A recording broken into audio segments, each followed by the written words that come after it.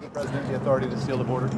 Look, Democrats are leaving us absolutely no choice at this point. We've already had to move roughly 750 personnel from ports of entry at this point, and it looks like we're going to have to move more, which will force those lines to go longer to cross the border, and eventually it may be that it's the best decision that we close the border.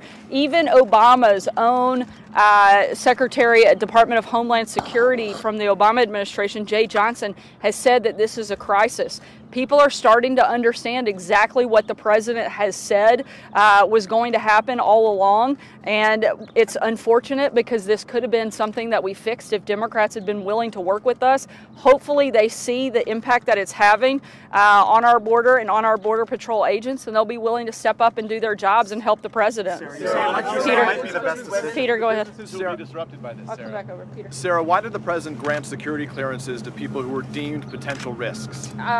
I'm not aware that he did, but what I can tell you is I'm not going to get into individual security clearances, but what the Democrats are doing is playing a very dangerous and a shameful game, frankly. They're asking for personal, private, and confidential information from individuals that they know that they have no right to see, and they're putting the 3 million people that do have a security clearance at risk. If you put and exploit one individual, you're putting all 3 million people's personal information at risk, and that's shameful that they're doing that. We've worked with Democrats. We've cooperated with them throughout the process. We showed them documents that have to do with the security clearance process. We went over to the Hill and walked them through that. We invited those individuals and their staff to come to the White House and sit down with administration officials and walk through that. We'll continue to cooperate, but they can't ask for information that they know they legally have no right to see. Paula. But can you assure us that in instances where they did decide to override a denial, that they followed protocol? Because her concern is that they would override these decisions, not explain why, and not even acknowledge the red flags. I mean, is the White House taking shortcuts with national security? Not at all. Again, there is a process we're following. I'm not going to get into individual security clearances. We know that we have, a policy here at the White House not to discuss individual security clearances. Again, we are cooperating with Democrats. We're walking them through what that process looks like, but we're not going to exploit individuals and their personal information at the hands of Democrats who want to play political games. You said it might be the best decision to close the border, but when you talk about the commerce that flows to Mexico and from Mexico back into the U.S., is the White House concerned at all that there are risks, real economic risks, with shutting down the border? Certainly we don't want to see, this isn't our first choice. Our first choice would be for Democrats to actually sit down with us and help fix a broken system to address the national security and humanitarian crisis that exists at our border.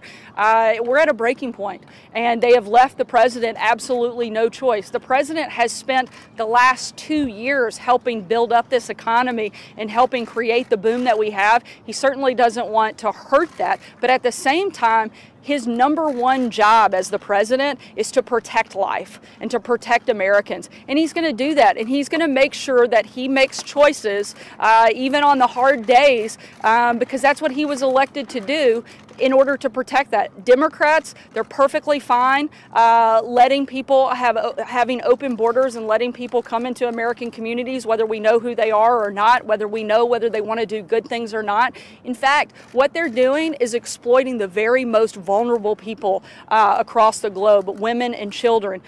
We know that a large percentage, up to 31% of women who make that treacherous journey are sexually assaulted.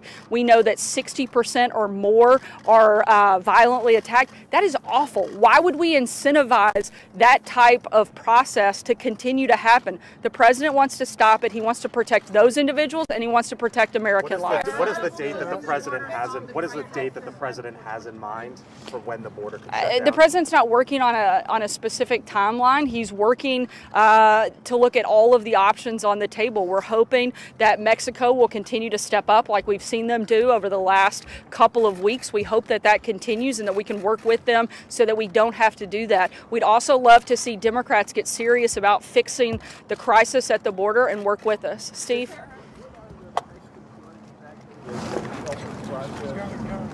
Weren't they doing this last week as well? They have started to do a significant amount more. We've seen them take a larger number of individuals and hold in Mexico that have asylum claims while they wait to be processed in the United States. We've also seen them stop more people from coming across the border so that they aren't even entering into the United States. So those two things are certainly helpful, and we'd like to see them to continue to up those efforts. Emerald? Is this what CBP has said that the president should do? What kind of feedback have they given the president on their end about closing the border?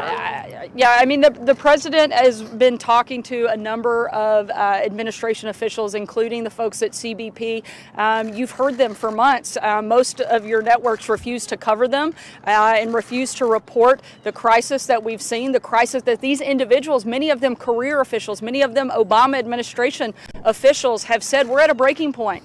Like, we need help. We need more personnel. We need more resources. And Congress has completely ignored their request. But hopefully they'll start to listen now, because they see the tremendous amount of pressure that it's putting on our borders and on American communities. Will the president commit to releasing the details of a health care plan before voters go to the polls in 2020, now that he's saying he wants to take a vote right after the next election? Look, the president wants to talk about the principles. He wants to work with Congress in order to come up with the right health care plan. The things that I know that he's focused on are making sure that we protect pre-existing conditions, that we lower the cost, we make it more affordable, and top and foremost is that we have to allow patients to have a say in the care that they receive. It is a complete and total contrast to what you're seeing the Democrats put forward right now. They want to drive Medicare for all. They want a total government takeover of health care.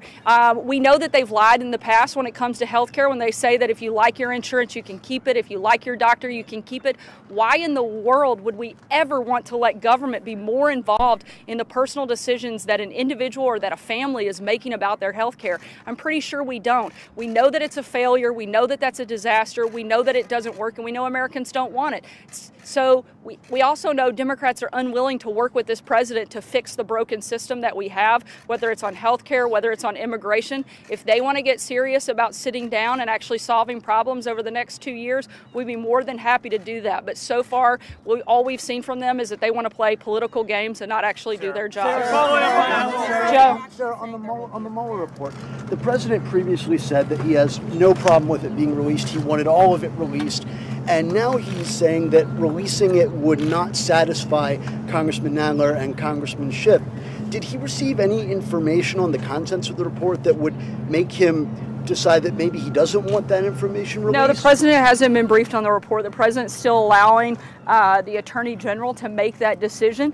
But we know by the actions that we've seen from Nadler and other Democrats in Congress is that the president's right. They will never be satisfied. They're sore losers. They lost in 2016. They lost because they tried to convince all of America of something that we all knew was untrue, that the president had colluded with Russia. It was a total lie then. It's a total lie now. And they continue to lose on this issue. At some point, they have to decide that they're ready to move on like the rest of the country.